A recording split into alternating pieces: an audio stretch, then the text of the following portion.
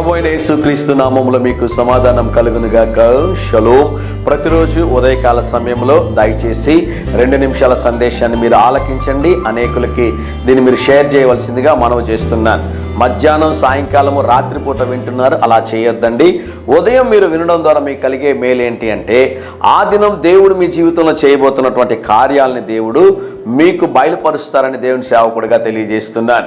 ఈ ఉదయకాల సమయం కొరకు 121వ కీర్తన 2వ వచనము, యెహోవా వలననే నాకు సహాయము కలుగును. దేవుని నామానికి స్తోత్రం కలుగును గాక.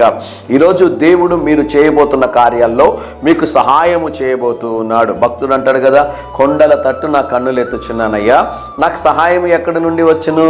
దాని కంటిన్యూషన్లో ఆన్సర్ మనకుంటుంది, యెహోవా వలననే నాకు సహాయము కలుగును. కనుక ఈరోజు ఏదైనా ఒక అవసరతతో మీరుంటే, ఆర్థిక సమస్యల్లో మీరు ఉన్నట్లయితే, ఏవైనా కొన్ని పనులు ప్రారంభించి అవి జరగడం లేదని మీరు అనుకుంటూ ఉంటే, ప్రభు మీకు సహాయం చేయబోతున్నాడు. దేవునికి స్తోత్రం కలుగును గాక. ధైర్యం తెచ్చుకోండి. కాబట్టి భయపడొద్దండి.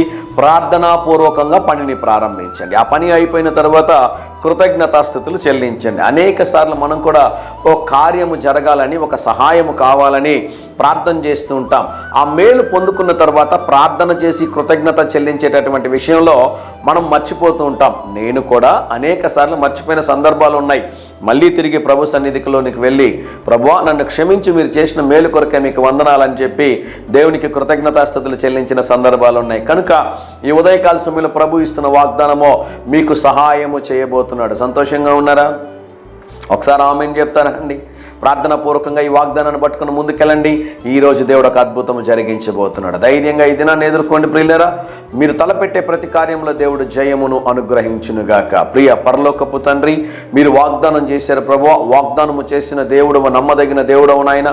ఈరోజు మా ప్రియులు ఏ కార్యం తలపెట్టుచున్నారో ఆ కార్యంలో జయమును అనుగ్రహించుమని యేసు నామములో ప్రార్థిస్తున్నాము తండ్రి. ఆమేన్, ఆమేన్.